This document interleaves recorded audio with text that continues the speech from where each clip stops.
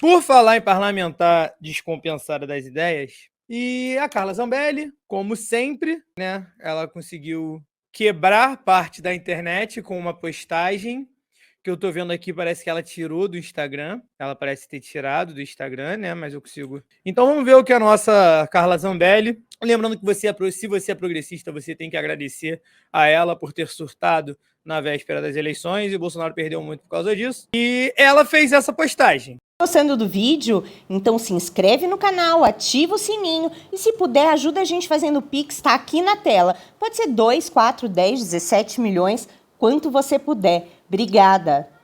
Citando a Bíblia, obviamente. Mas os que esperam no Senhor renovarão as forças, subirão com asas como águias, correrão e não se cansarão, caminharão e não se fatigarão. Isaías 40, 31. Meu irmão, que bagulho feio da porra. Cláudio 4 e 20. Cara, são tantas as problemáticas aqui. Vamos lá.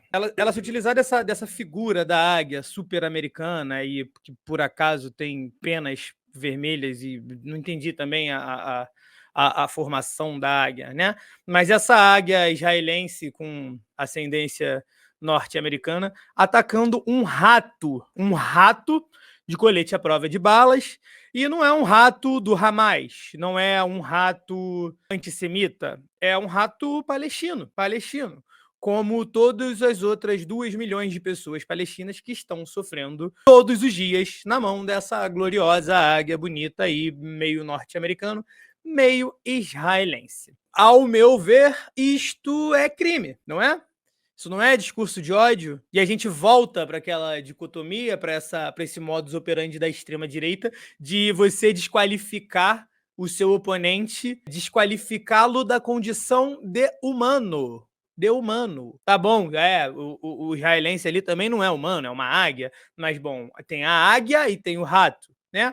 O rato, historicamente, não acredito que tenha sido um judeu que fez essa montagem, porque ratos eram como os judeus eram tratados pelos nazistas, né? Tô evitando falar essas palavras aqui no YouTube, pelos nazistas na Segunda Guerra, justamente para retirá-los da condição de humanos e justificar qualquer tipo de barbárie contra eles. E a gente vê ela compartilhando isso aí. A postagem foi condenada por entidades e internautas, a internet toda, como eu falei, parou para atacar ela, tanto que ela apagou a postagem, pelo menos não está no Instagram. Estão acusando ela de propagar discurso de ódio. A Federação Árabe Palestina do Brasil, a FEPAL, usou suas redes sociais para comentar a publicação feita pela deputada. Sim, nós vimos a postagem da Carla Zambelli. Não vamos reproduzir aqui, então vou parar de reproduzir também.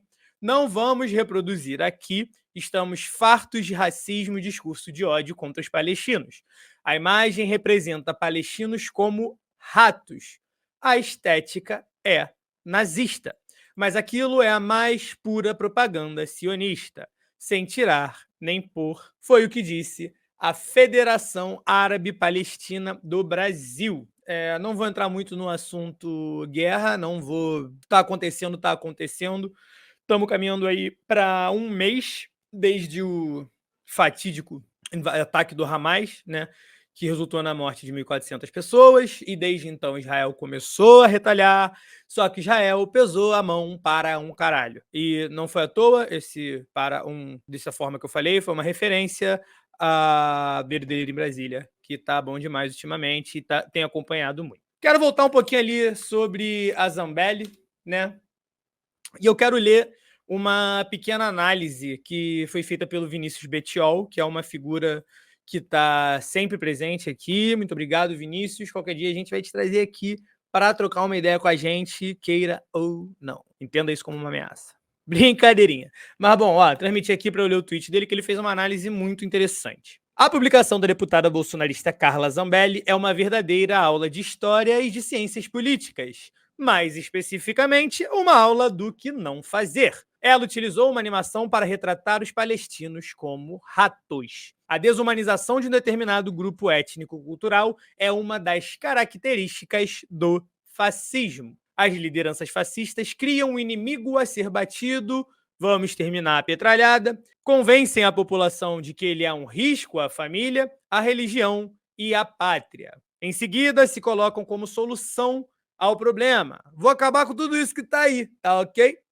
A solução sempre é militarista. O inimigo a ser batido pode mudar de acordo com as especificidades locais e temporais, mas o discurso é sempre o mesmo. Foi assim com Hitler contra os judeus, é assim nos Estados Unidos da América e na Europa contra os imigrantes, e também é assim em Israel contra os palestinos.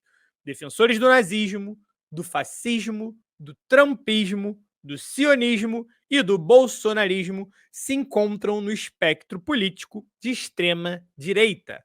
Por isso, terão sempre discursos similares. E, bom, é muito isso. Como eu falei, ela se utiliza aí dessa linguagem. Ai, calma, Lula, não é para aparecer agora. Ela se utiliza dessa linguagem um tanto quanto, como eu posso dizer, exacerbada, né, para diminuir o outro e se vender como uma solução extremista, uma solução radical, uma solução que não soluciona, não soluciona. Eu gosto muito de fazer esse paralelo e isso aí eu estou fazendo porque eu quero, porque não tem nenhum embasamento científico, nunca publiquei nenhum artigo sobre isso, nem nada, mas eu vejo muito a opressão de Israel em cima da Palestina, eu vejo muito como o que as forças de segurança fazem com a população aqui no meu Rio de Janeiro. Efeitos colaterais, né? Tem um termo chamado que é punição coletiva, que acontece muito na Palestina. É só isso que acontece na Palestina. Né? Vamos matar 15 mil crianças procurando o Hamas. Mas não se sabe onde está o Hamas. Então bombardeia tudo. A gente vê algo parecido aqui no Rio de Janeiro quando a polícia chega atirando na comunidade. Através da troca de tiros, de toda a truculência que a polícia entra, acabam tendo várias fatalidades. A gente sempre vê menores de idade, mulheres grávidas, mais o que? Trabalhadores, pessoas sendo assassinadas com um guarda-chuva na mão. Justificaram depois que foi confundido com um fuzil, por exemplo. Vale lembrar que essas pessoas que morrem, tanto aqui quanto na Palestina, são sempre da mesma classe e geralmente da mesma etnia, aqui no Rio de Janeiro, geralmente da mesma cor. Sua analogia é muito válida, os favelados cariocas carregam uma cruz similar à dos palestinos. Você sabia que os caveirões são fabricados em Israel? Houve isso no DCM ou no 247. Cara, não sabia, mas faz todo sentido. Faz todo sentido mesmo, né? Porque Israel é um hub armamentista, é um hub político dos interesses norte-americanos. Portanto, eu acredito sim que blindados de guerra utilizados por todo o Ocidente sejam produzidos em Israel, sejam fabricados em Israel. Eu não sabia, mas faz total sentido agora que você está falando, de fato.